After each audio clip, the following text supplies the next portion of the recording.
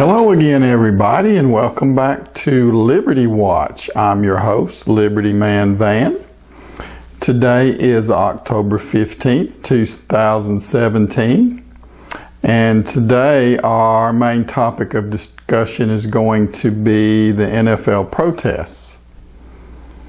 For those of you who may not have been familiar with this, last year a 49ers quarterback, Colin Kaepernick, who is black, started protesting during the National Anthem by taking a knee. And we'll get into, he said he was protesting police brutality and oppression, and we'll read some of his statements here a little bit later. And we'll cover who this controversy has been good for, who have been the winners and the losers politically.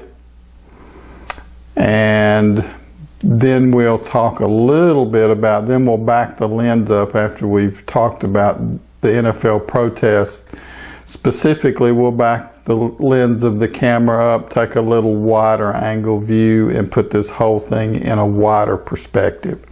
So let's get started with our first video, which is from coverage of the protest beginning last year in 2016. Here we go. Colin Kaepernick's protest against racial injustice seems to be gaining traction. The San Francisco 49ers quarterback knelt during the National Anthem at the Niners LA Rams game on Monday night. Teammate Eric Reed joined him, and players on both teams raised fists in solidarity. Now I'm going to read you some of the actual comments that Kaepernick said during the initial protests. He said, quote, "There's a lot of things that need to change. One specifically, police brutality. There's people being murdered unjustly and not being held accountable.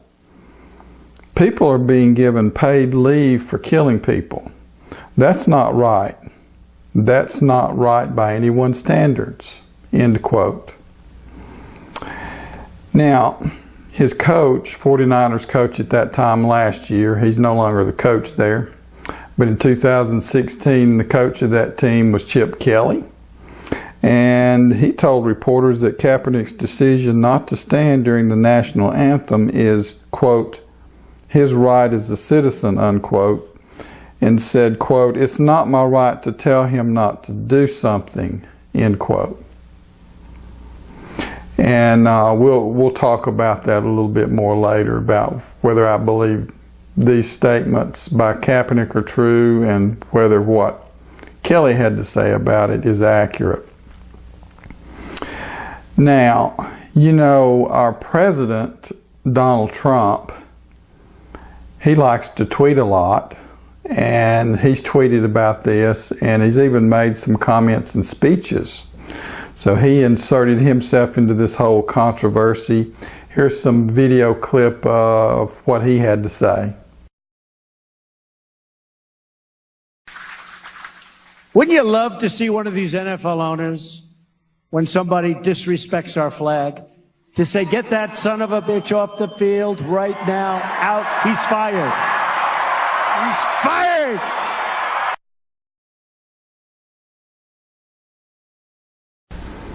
This year, 2017, the second year of these protests, one of the teams and their coach, the team being the Pittsburgh Steelers and their coach Mike Tomlin, decided that they would protest by not coming out onto the field during the National Anthem. However, Alejandro Villanueva, who was a Iraq War veteran, an Army Ranger, he did come out of the tunnel and sat with his hand placed over his heart during the National Anthem. Now, during a post-game interview, Tomlin sounded kind of disappointed that Villanueva had not joined them in the protest.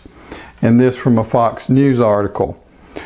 Steelers head coach Mike Tomlin appeared to take a swipe at the Bronze Star recipient's decision in a post-game press conference. Tomlin told the media that prior to kickoff Sunday, the Steelers held a team meeting and decided, though not unanimously, to not come out of the locker room for the National Anthem. Quote, like I said, I was looking for 100% participation. We were going to be respectful of our football team, end quote. So let's address several questions here. First one being, is there any truth to Kaepernick's claim that blacks are being disproportionately targeted by police? Secondly, is Chip Kelly, the 49ers coach, correct when he said that the NFL doesn't have any right to tell players what to do? Thirdly, should the president have weighed in on this issue at all? And finally, who are the winners and losers here? Okay, who gained the most from this whole episode? Who lost the most? And so forth. We'll talk about who the various stakeholders in this whole thing are and whether it was a positive or a negative for them. To the first question, are blacks being disproportionately targeted by police? The short answer is no. We have these statistics that have just been released by the FBI here at the end of 2017. As I said earlier, we're in October. But as of September 2017, we have these facts. So far in 2017, there have been 10 unarmed blacks killed by the police in the United States, about one a month. If you are black, you're more likely to have been killed by bees or hornets than by police officers. That means you are more than 4.5 times more likely to be killed by lightning than to be shot by a cop. I did the math. And you are 5 times more likely to be struck and killed by a train. Again, if you're an unarmed black man. Another fact, in 2017, so far, 7,881 blacks, actually this is for 2016 statistics, 7,881 blacks were murdered in the United States in 2016. White people committed 243 of those murders. That means that white people had absolutely nothing to do with 97% of those murders. Again, in 2016, of all the homicides committed against black men, or against blacks, period, 97% of them had nothing to do with white people. All right, next fact. In 2016, police were 18.5 times more likely to be killed by a black person than was a black person to be killed by a cop. So who's oppressing who? Again, if you're a cop, you're 18.5 times more likely to be killed by a black person than the other way around. Do these facts matter to Black Lives Matter? Or to people who are protesting police brutality like Colin Kaepernick? Do the facts matter to them?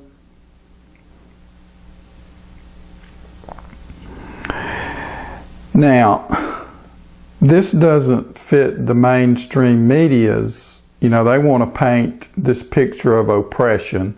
So facts like these barely even get covered in the news media. There was one media outlet that I went to that I was able to find this, and you just really have to dig for it because they're not going to put it up there on the surface. Now, Charles Barkley, who is a former NBA star, he was recently called out for criticized for calling out black people for killing each other. And he was called a black white supremacist by the left-wing website, The Root. Here's a photo. As you can see, it's a photo of Barkley and a copy of the newspaper with the headline, "Charles Barkley is a great example of a black white supremacist." So if you're a black person and you try to tell the proof about this stuff, you get tarred and feathered by the press. That's how left-wing our press is. That's how one-sided the coverage is on these things. Now, I have a message for Black Lives Matter. If they really want to cut down on the number of black people being shot by cops, first of all, stop committing crime. If you are disproportionately engaged in criminal activity, which FBI numbers bear this out, if you're black, you're more likely to be committing a crime. Well, guess what? If you're committing a crime, do you think it might just be more likely you would have some kind of a negative encounter with the police? Is that possible? Surely.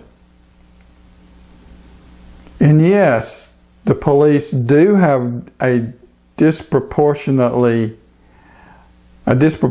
number of encounters with blacks, but that's also because blacks commit more crimes. It stands to reason, doesn't it?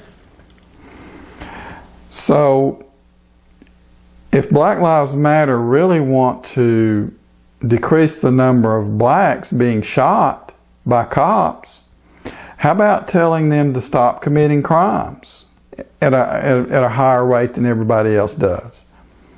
And how about telling them to stop resisting arrest? Just stop.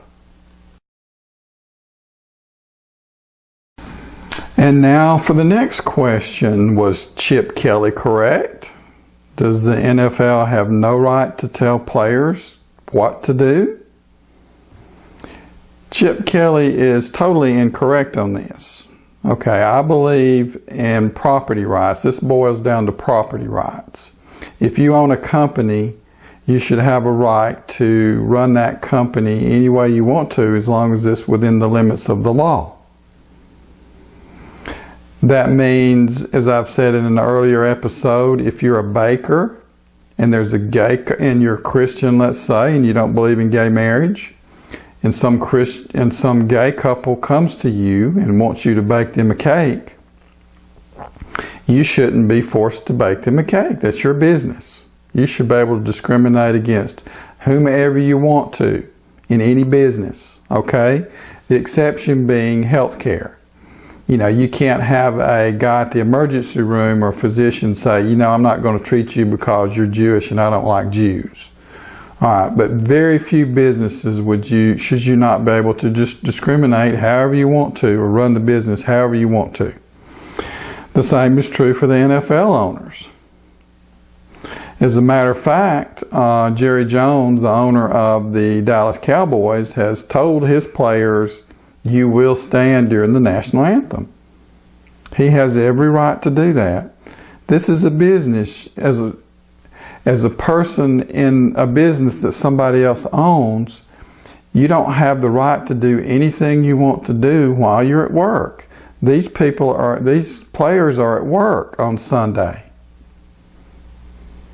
They're at work. What if your UPS guy came to deliver a package to you and, you know, he says, we need more stringent environmental regulations. Here, sign this. You know, as he delivered your package to you.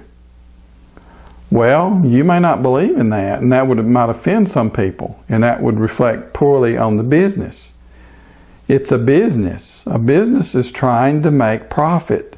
Okay, profit is not an evil thing. If you don't make profit as a business, you can't stay in business. You can't employ anyone.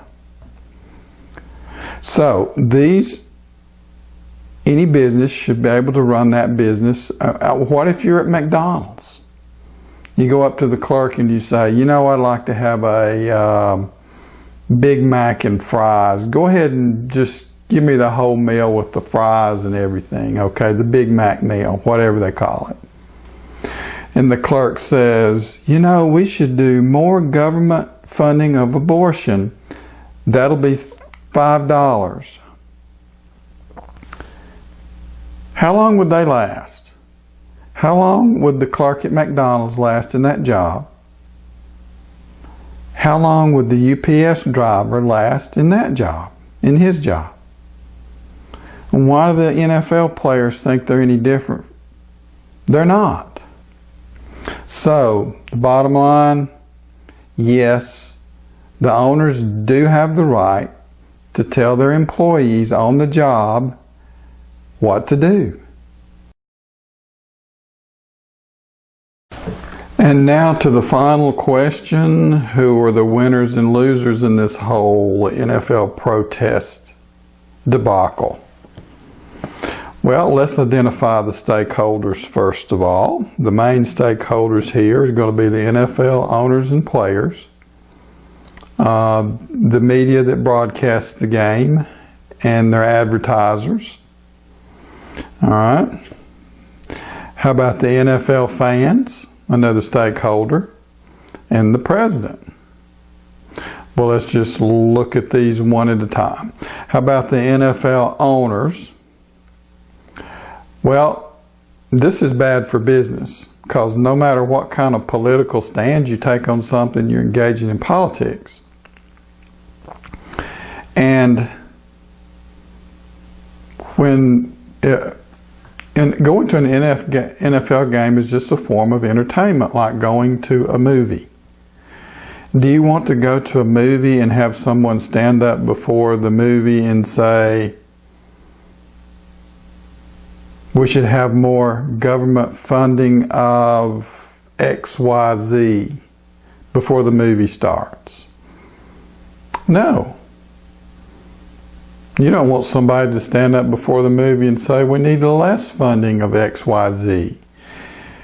You don't go to a movie to engage in politics. You go as a release, to escape, to get away from the worries of life for a little while. Same thing with an NFL game.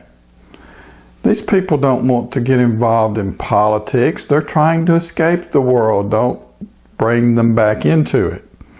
So, and we just touched on how this affects the fans. So, that part of the, discussing how it affects the fans is what we just talked about here.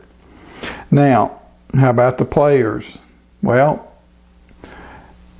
they're alienating the very people, the fans, and I'll read an article here in a second and show you some evidence of how this is alienating the fans, but they're alienating the very people who pay their salary. So this is bad business for the owners and for the players. Now, how about the media outlets, the TV stations, the ESPN or CBS or whoever happens to be carrying these games? This doesn't look good. Again, some fans are tuning out. And so that hurts the ratings of these shows. It also hurts the advertisers who are paying for this expensive airtime.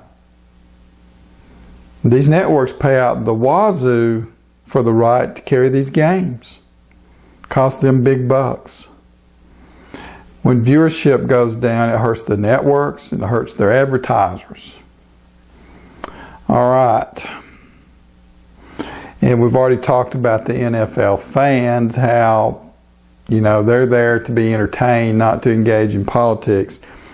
How about the president?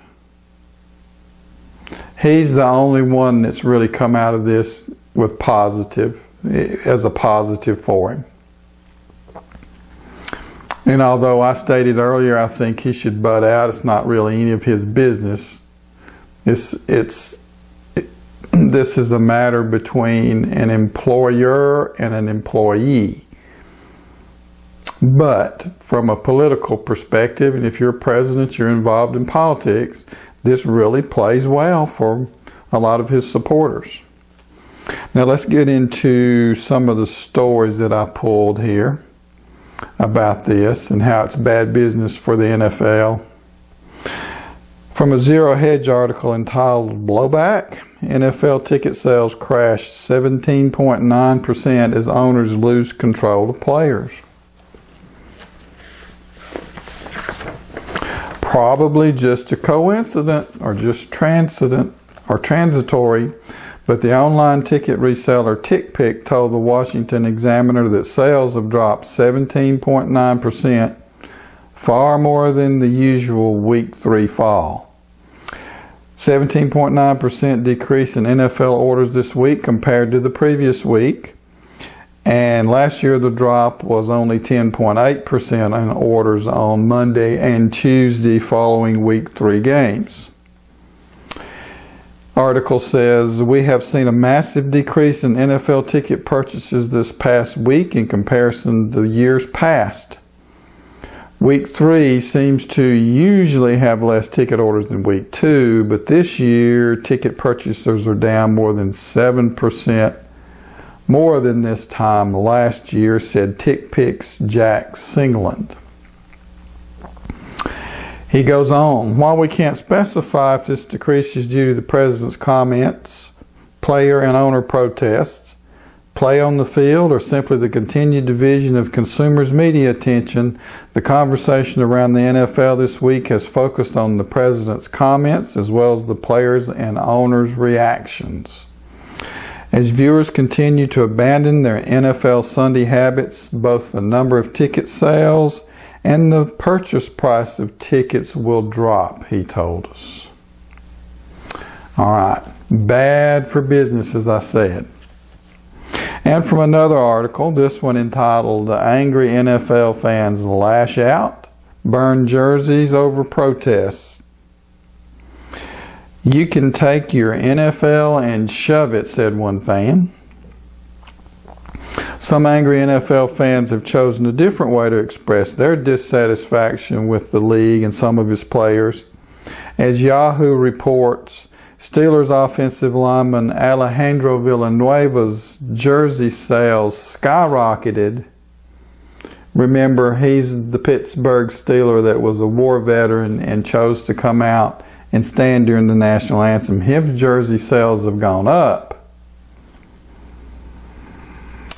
It became an overnight bestseller. And now, to be fair, some of the NFL players, including the guy who initially started this whole thing, well, Kaepernick, to be fair, he has said that he doesn't mean any disrespect to the military or to the national anthem or to the flag or to any of that. He doesn't mean any disrespect to the flag or the country. So we do have to be fair here when we say that. However, it doesn't look good. So anybody that didn't hear Kaepernick say that, and they just see and they look down there during the national anthem and he's kneeling, well, that little nuance is going to be lost on him. It's just bad optics. And by the way, here in 2017, Kaepernick was released by the 49ers last year, and surprisingly, none of the teams wanted to pick him up this year. He's unemployed. Imagine that. Anyway, to continue with this article about the negative fan reactions, it says, the NFL doesn't seem to understand that while almost every American can agree that football is a great sport, roughly 50% of them will vehemently disagree with whatever political stance any given player or league exec decides to publicly announce. That's correct. If you took a liberal or you took a conservative stance on some issue, you would alienate part of your crowd. But I would venture to say that as a whole, your average NFL fan is going to lean toward the right side of the political spectrum. And this is a left-wing protest. Continuing. And since the NFL's future depends on selling overpriced ad spots to massive corporations looking for a consistent number of eyeballs, alienating any group of viewers for whatever reason is just bad for business.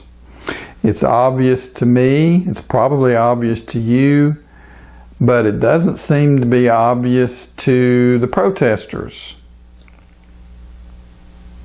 But don't take our word for it. Here's just a couple of examples for what the fans had to say over the weekend.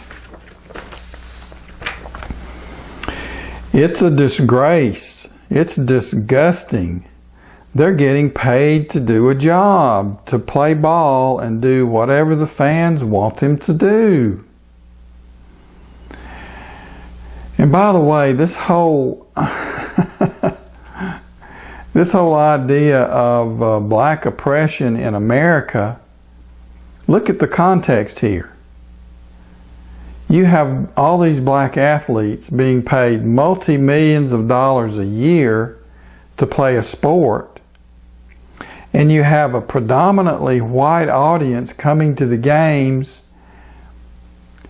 and who are they cheering for when somebody makes a touchdown? Well, since the vast majority of touchdowns in the NFL are made by black players, then these white fans are cheering for these black players. But that doesn't fit into the racist mainstream narrative, does it? Anyway, let's continue here. Another fan says, they're paying these guys to do a job. They're not supposed to be involved in politics. Another says, you can take your Kansas City Chiefs and you can take your NFL and you can shove it. Another one says, now think about that and think about the millions a year that you people are making to play a game while we soldiers overseas that get paid minimum wage to put our lives on the line for that flag. Again, even though some of the players have said overtly they're not disrespecting the flag, it looks like they're disrespecting the flag when they kneel during the national anthem. The optics of it is horrible. Another protester says, protest does not belong in the NFL sports. It's a game. And this angry NFL fan burned a jersey to the tune of the Star-Spangled Banner.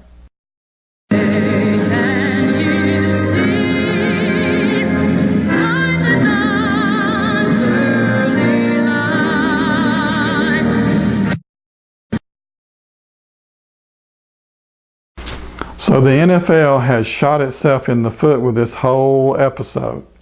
They should just shut up and get back to playing football. And now the time has come in our show for a little libertarian humor. And the caption reads, licensing, when the government takes away your right to do something and then sells it back to you. Think about that for a minute. Why should you have to have a hunting license or a fishing license? Are we next going to need a license to breathe air? Can you imagine the early days of our republic if they'd tried to charge somebody a fee, a license to hunt? So why do we accept it now? A marriage license. Shouldn't we have a right to get married if we want to without having to pay somebody a fee? Think of all the licenses out there, folks. We accept these things too easily. It's all theft. Taxation is theft. And now that we have covered the NFL protests in some detail, we're going to back the camera up and take a little wider angle perspective. What's the context here? The context, general context of this whole thing, NFL protests, falls under the category of the politics of division. The left in this country, which is mainly the Democratic Party, they want to divide you into different groups. They want to make you feel that you're oppressed so that they can protect you.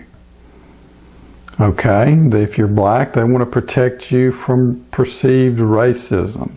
So they want to always push this perception so that you'll feel like you need to go vote for them. All right? If you're a woman, they're going to protect you from misogyny. All right? If you're gay, they're going to protect you from the homophobes and so forth. Okay? So they have to create this narrative about these people are just trying to oppress you and you better vote for us or by golly, they're going to succeed. So it is groups like Black Lives Matter that are part of this larger context of just fanning the flames of racial division. Now, I'm sure there are well-meaning people in Black Lives Matter that perceive there's a problem with the police and with oppression in general. They bought into that narrative and they think they're truly, doing something noble. I'm sure there are people with good intentions and noble intentions in that organization. But as a whole, you have to look at what the organization as a whole does, and I sincerely believe that it just helps or tries to create divisions, within America. Let's look at, and here's a case in point. Here's an article from April 3rd, 2017, entitled, Black Lives Matter Philly Bans White People from Its Meetings. Can you imagine if there was a group that banned black people from its meetings? That'd be all over the news. They'd be talking about it for weeks. But somehow it's okay when Black Lives Matter does it. It says, Black Lives Matter Philly banned white people from an upcoming event, claiming it is a black-only space. The April 15 meeting plans to discuss projects and initiatives for the upcoming year and act as a place for people to meet, strategize, and organize. While children are invited to attend, white people are explicitly banned from this meeting, according to the Facebook event page. When people began questioning the ban on whites over Twitter, Black Lives Matter Philly stayed by their ban, explaining that their meetings are black-centered. Anyone who identifies as African diaspora is allowed to attend. The group explained over Twitter. African diaspora usually refers to people who were taken out of Africa during the transatlantic slave trade. Okay. Now, does this sound like a group that's wanting to pull people together? Well, you be the judge. Now, surely the white supremacists would say the same thing. They would not want black people attending their meetings. They would not be welcome. But, the neo-Nazis and the white supremacists, they don't have they're just not nearly as dangerous as the left, because they don't have the cooperation of the media or Hollywood or academia. But the left does. So they're more dangerous, and they look very intent on dividing America as many ways as they can. This is not unity, this is division. And I just think it's a move in the wrong direction. Now, here's another article. Again, I say it's these left-wing groups that want to divide us. Another article demonstrates that academia is on board with the division. Comes from a 6/2/17 article entitled "Colleges Celebrate Diversity with Separate Commencements." This article details how many universities such as Harvard and Columbia and others now have separate commencement exercises for blacks. And here's one during the, it doesn't say which college this was from, but one of the attendees to one of these said, "We have endured the constant questioning of our legitimacy and our capacity, and yet here we are."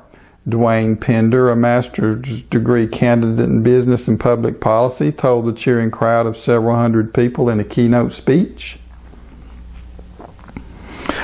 From events once cobbled together on shoestring budgets and hidden in back rooms, alternative commencement like the one held at Harvard have become more mainstream, more openly embraced by universities, and more common than ever before.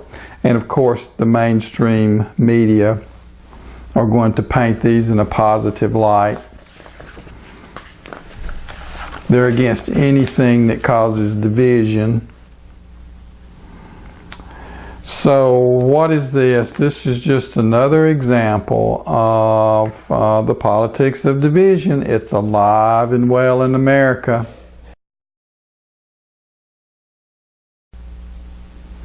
And that's our show for today. I hope you've enjoyed it. If you have, be sure to tell a friend. Subscribe to our YouTube channel. And be sure to join us next time on Liberty Watch, where we don't believe you need some guy with a bullhorn to tell you what to do. See you next time.